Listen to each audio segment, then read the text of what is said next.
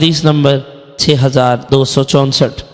حضرت حشام اپنے والد حضرت عروہ رضی اللہ عنہ سے روایت کرتے ہیں کہ حضرت حسان بن ثابت رضی اللہ عنہ حضرت عائشہ رضی اللہ عنہ کے بارے میں بہت کچھ کہا کرتے تھے۔ اتو میں ان کو برا کہا۔ حضرت عائشہ رضی اللہ عنہ نے فرمایا، اے بھتیجے، اس کو چھوڑ دو، کیونکہ وہ رسول اکرم صلی اللہ علیہ وسلم کی طرف سے کافروں کو جواب دیتے تھے۔ حدیث نمبر 6265۔ امام مسلم رحمۃ اللہ علیہ نے اس حدیث کی ایک اور سند بیان کی ہے۔ حدیث نمبر 6266۔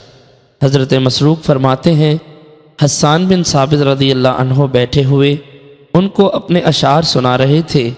انہوں نے کہا، اشعار کا ترجمہ: وہ پاکیزہ اور عقل مند ہیں، ان پر کسی عیب کی تہمت نہیں، وہ صبح غافلوں کے گوشت سے بھوکی اٹھتی ہیں، کسی کی غیبت نہیں کرتی۔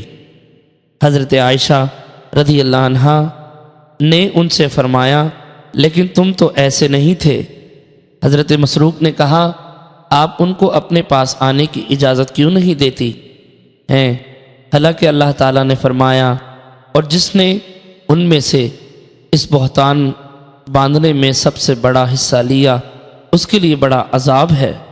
سورہ نور آیت نمبر 11۔ حضرت عائشہ رضی اللہ عنہا نے فرمایا، اندھا ہونے سے بڑا عذاب کیا ہو سکتا ہے؟ حضرت حسان رضی اللہ عنہ سرکار دو عالم صلی اللہ علیہ وسلم کی طرف سے کفار کو جواب دیتے تھے یا فرمایا ان کی ہجو کرتے تھے۔ حضرت حسان رضی اللہ عنہ تائب ہو گئے تھے۔ حدیث نمبر 6267۔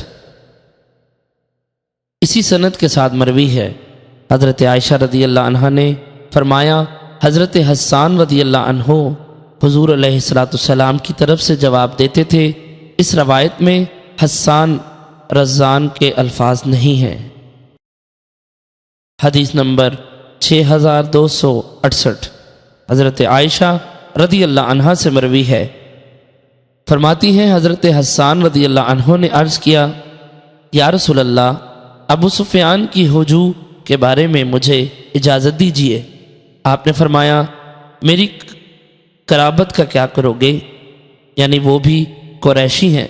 حضرت حسان رضی اللہ عنہ نے عرض کیا، اس ذات کی قسم جس نے آپ کو کرامت دی ہے، میں آپ کو ان سے اس طرح نکال دوں گا جس طرح گوندے ہوئے آٹے سے بال نکالا جاتا ہے۔